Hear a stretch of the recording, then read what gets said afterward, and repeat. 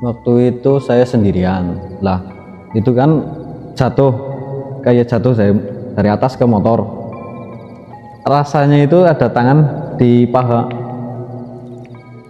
Pas saya nengok ke sini, saya kaget. Itu kan, aduh, pucat tangannya, pucat. Terus saya lihat ke spion, ada sosok wanita, rambutnya panjang, wajahnya itu hancur. Pemirsa, jumpa lagi di podcast Pojok Misteri. Kali ini kita akan mengulas KDM, kisah-kisah dalam misteri. Bersama narasumber kita akan menanyakan berbagai kejadian-kejadian yang tidak bisa ditangkap oleh nalar manusia. Selamat datang, Kang Fajar. Kang Fajar, berdasarkan pengalaman Kang Fajar sendiri, apa saja kejadian-kejadian yang pernah Kang Fajar alami? Kejadian pertama di sebuah desa, termasuk desa saya itu. Waktu itu saya main ke rumah teman, terus malam sekitar jam 9, rumah saya itu di gunung, main ke rumah teman di bawah, melewati makamnya itu di atas jalan lumayan gelap lah, jalan pegunungan yang gelap. Nah, di situ saya pas turun merasakan ada yang jatuh dari atas ke motor saya. Itu waktu itu kan saya pakai motor. Nah, jatuh jeduk. Pas jeduknya itu rasanya itu motornya goyang kayak gini. Kejadian tersebut Kang Fajar alami sekitar pukul berapa itu, Kang? Jam 9 lebih kayaknya kalau nggak salah. Di posisi itu Kang Fajar sendirian atau bersama teman? Waktu itu saya sendirian lah, itu kan jatuh, kayak jatuh dari atas ke motor. Rasanya itu ada tangan di paha. Pas saya nengok ke sini, saya kaget. Itu kan, aduh, pucat tangannya, pucat. Terus saya lihat ke spion, ada sosok wanita, rambutnya panjang, wajahnya itu hancur. Sosok wanita berambut panjang, wajahnya hancur. Lah, apa yang Kang Fajar lakukan ketika di posisi tersebut Kang Fajar mengalami hal yang sangat-sangat mungkin bagi saya sendiri dan pemirsa itu menyeramkan sekali, Kang. Yaitu saya sangat kaget, hampir saja saya jatuh sampai jatuh ke jurang. Sebelahnya itu jurang dalam. Sebelahnya itu udah Jurang, jadi jalan itu di atas jurang, di atasnya lagi itu makam. Dan di makam itu sering banget kejadian kayak gitu. Lah itu setelah Kang Fajar terjatuh, sosok tersebut masih berada di situ apa enggak? Masih di atas motor tapi berdiri. Motor itu kan jatuh itu posisinya miring kayak gini lah, ini atasnya miring kayak gini, itu berdiri di atas motor. Kalau bisa Kang Fajar ilustrasikan atau visualisasikan ya ke pemirsa, sosok yang Kang Fajar itu lihat dari atas ke bawah itu seperti apa, Kang?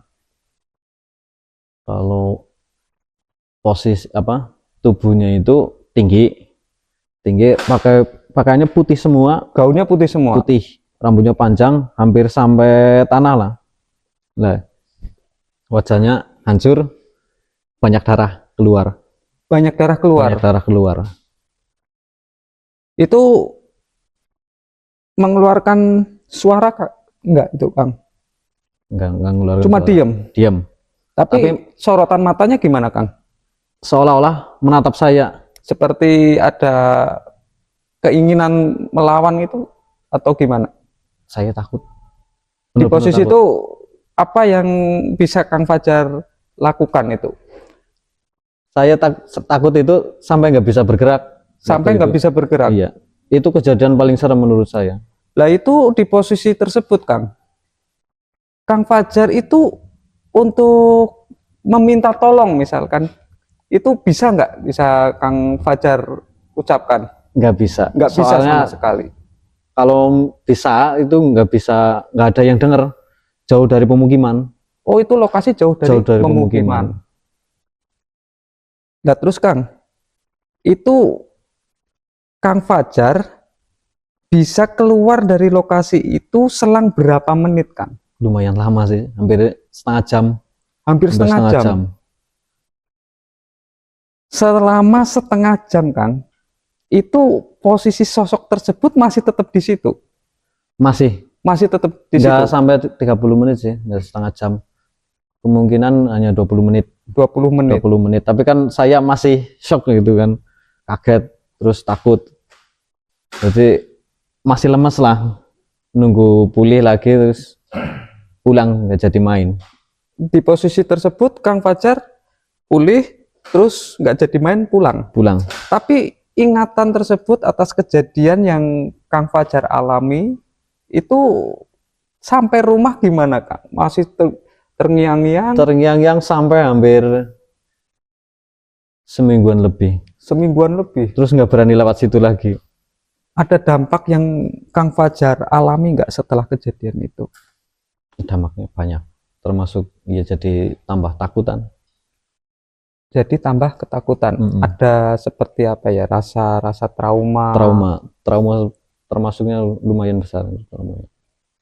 Lah di posisi Kang Fajar setelah kejadian itu ya, ada nggak Kang Fajar cerita ke teman-teman atau ke orang lain yang kebetulan pernah ngalami hal yang serupa? Belum pernah sih, tapi pas ada yang cerita kayak gitu, pas pernah kejadian di situ juga, terus saya ikut cerita, ternyata sama kejadiannya itu. Ternyata sama. Tapi di posisi teman Kang Fajar yang pernah mengalami itu, dia di posisi naik kendaraan atau kalau teman saya itu bukan teman sih, tetangga saya itu.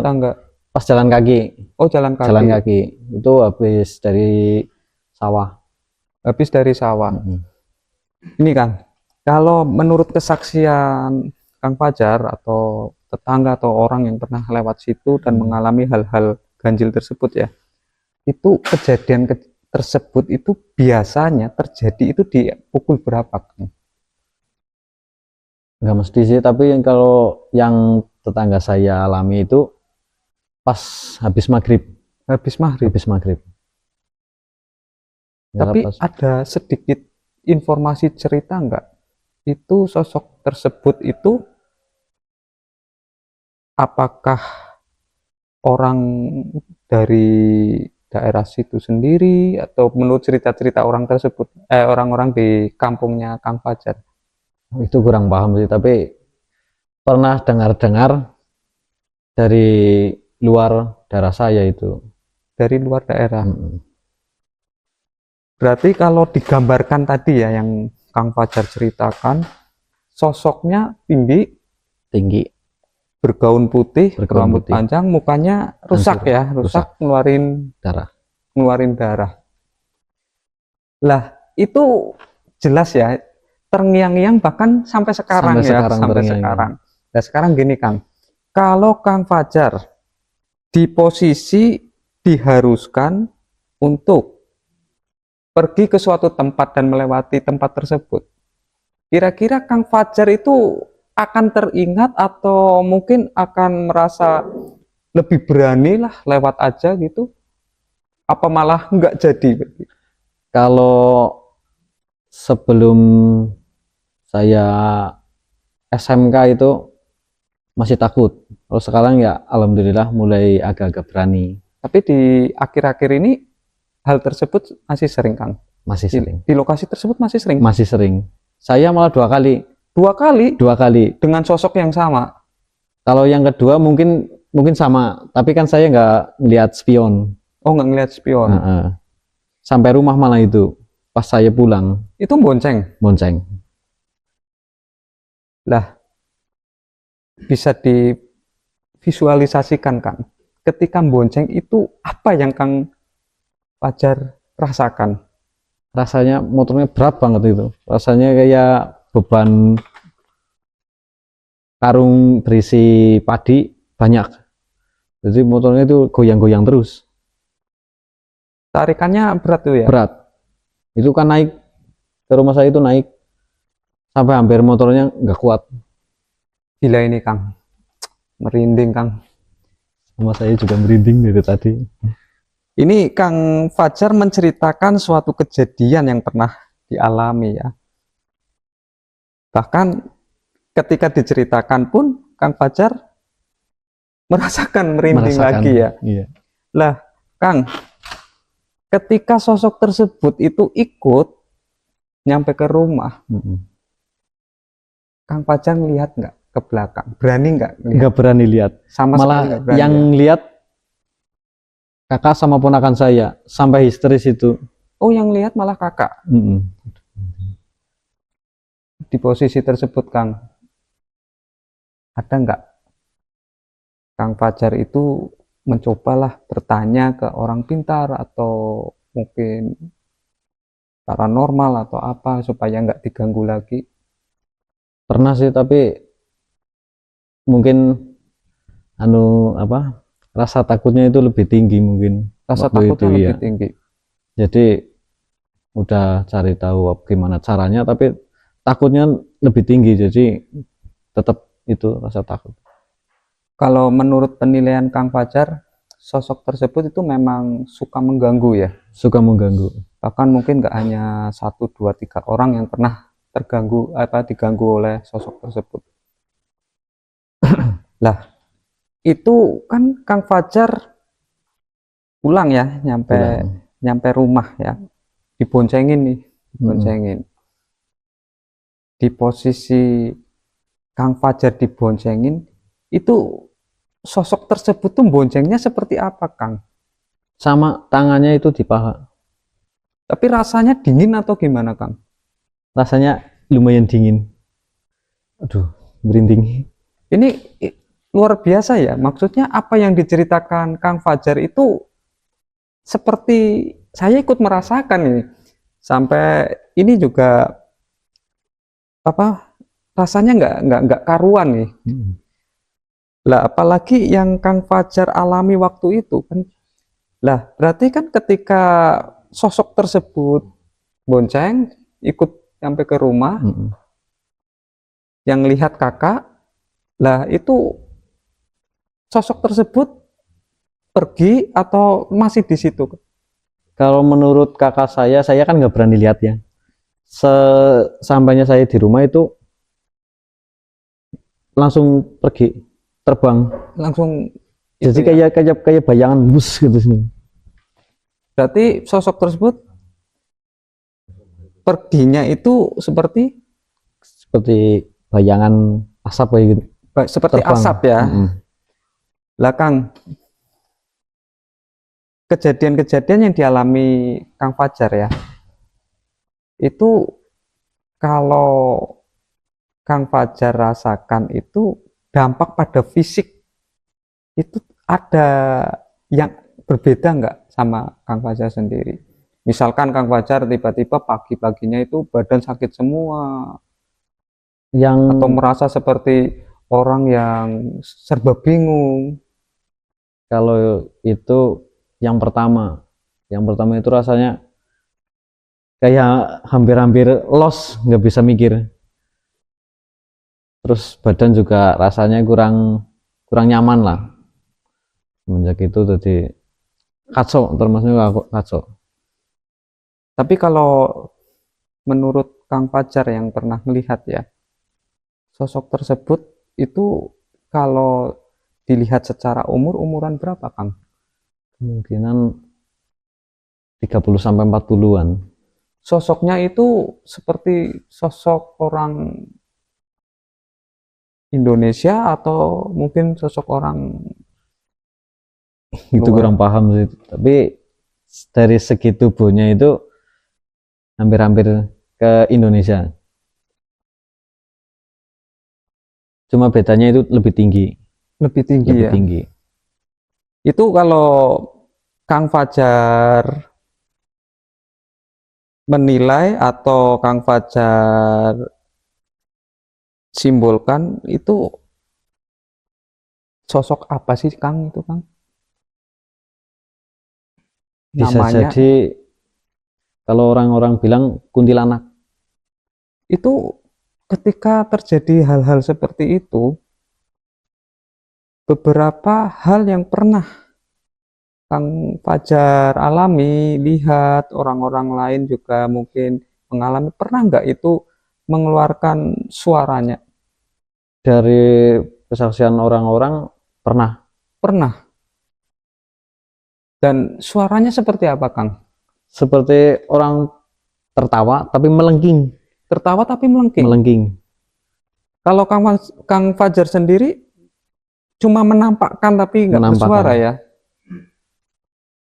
seperti bersuara melengking ya. Melengking. Tertawa melengking. Lah, itu kan kejadian mungkin beberapa tahun yang lalu ya. Iya, Bahkan sampai sekarang Kang masih Fajar teringat. bilang masih sering ya. Masih sering. Lah, terus untuk menghindari hal-hal tersebut nih Kang, biasanya orang-orang kalau lewat situ itu harus seperti apa gitu, harus harus ngapain biar nggak diganggu gitu.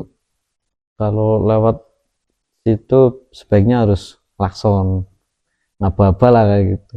Kasih aba-aba mau lewat, permisi gitu. Tapi ada penerangan nggak itu? Nggak ada. Nggak ada. Selama ini kalau dikasih penerangan selalu mati. Oh, nggak mau itu ya Nggak mau. dikasih penerangan.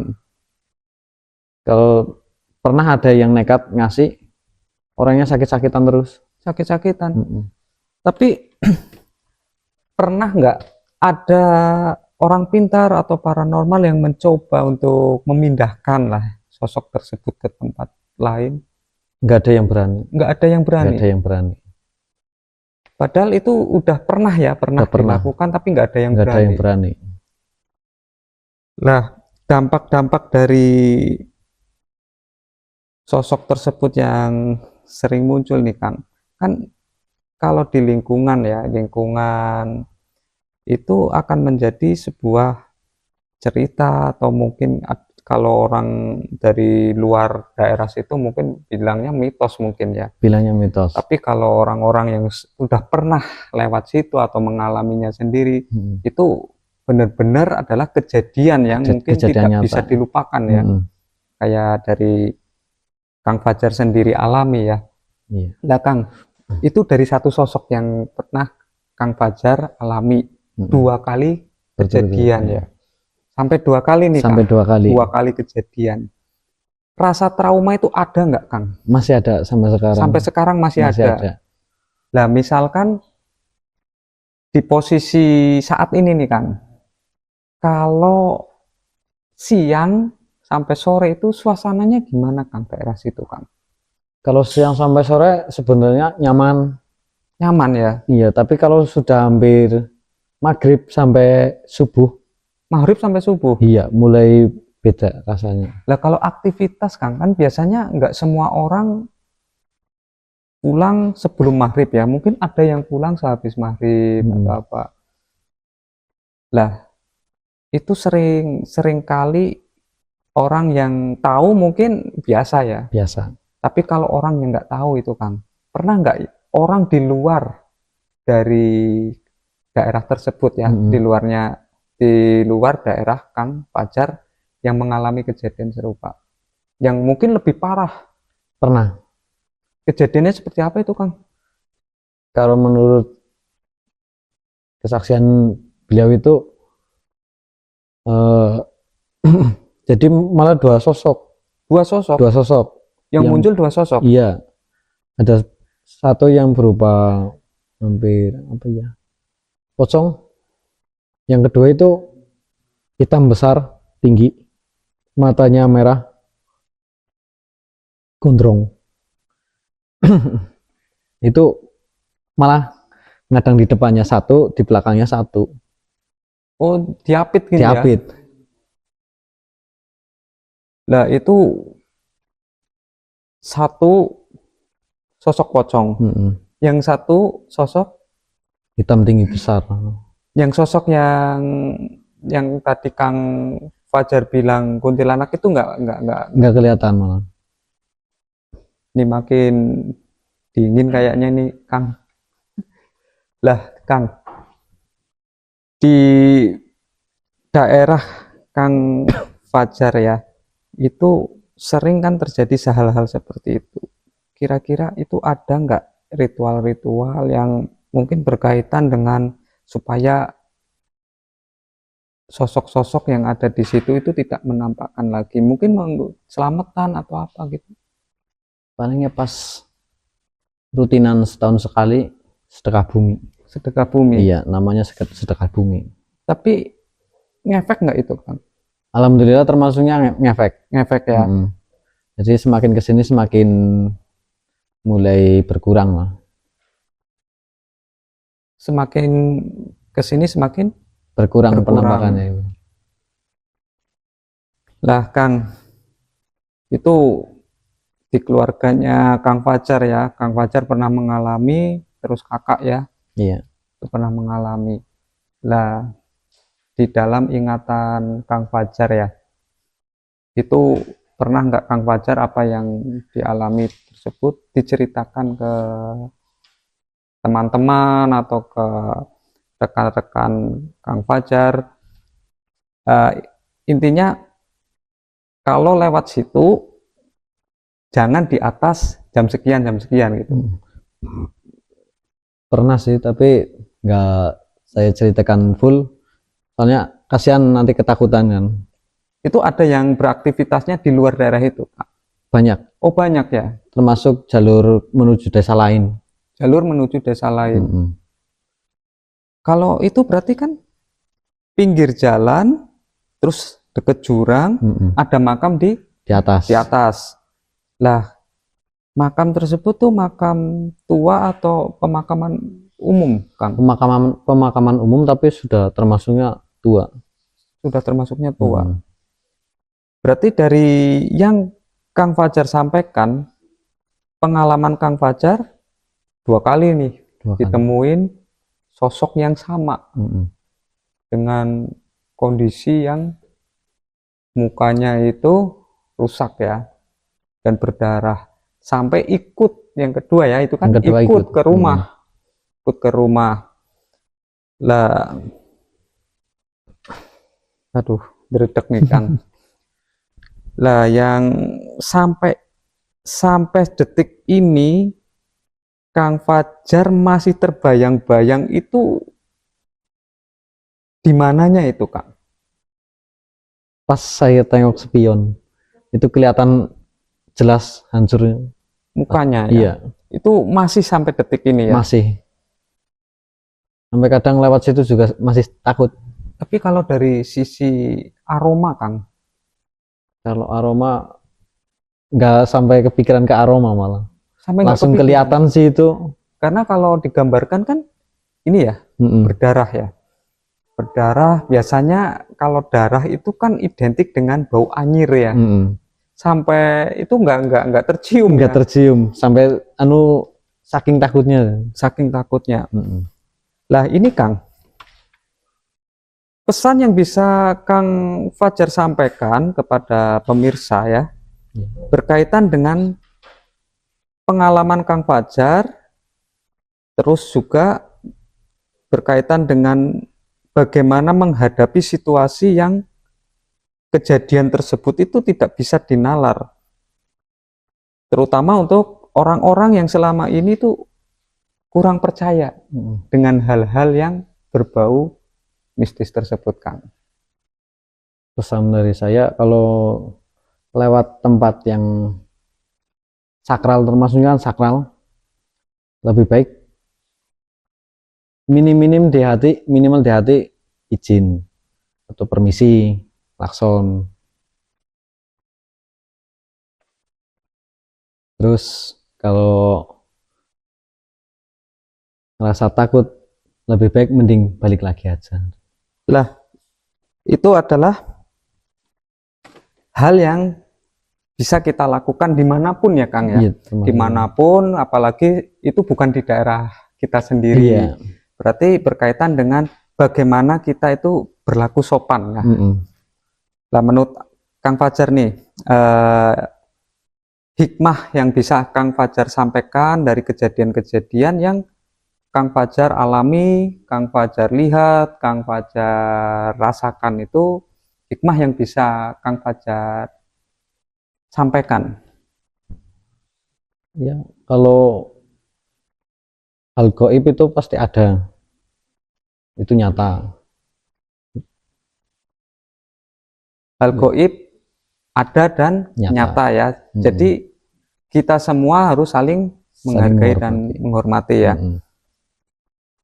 Pemirsa, demikian cerita-cerita pengalaman yang sangat-sangat menyeramkan di dalam kisah kehidupannya Kang Fajar yang ditemuin 2 kali oleh satu sosok yang sama, yang membuat Kang Fajar sampai merasa ada rasa trauma sampai detik ini.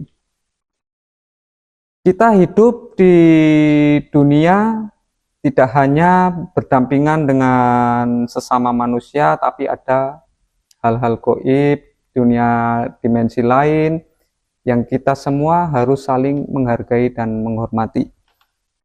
Bersama saya Cak Wawan, yang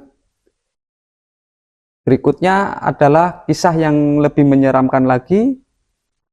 Jangan lupa ikuti dan aktifkan loncengnya untuk kisah-kisah yang menyeramkan selanjutnya. Terima kasih Kang Fajar atas kedatangannya.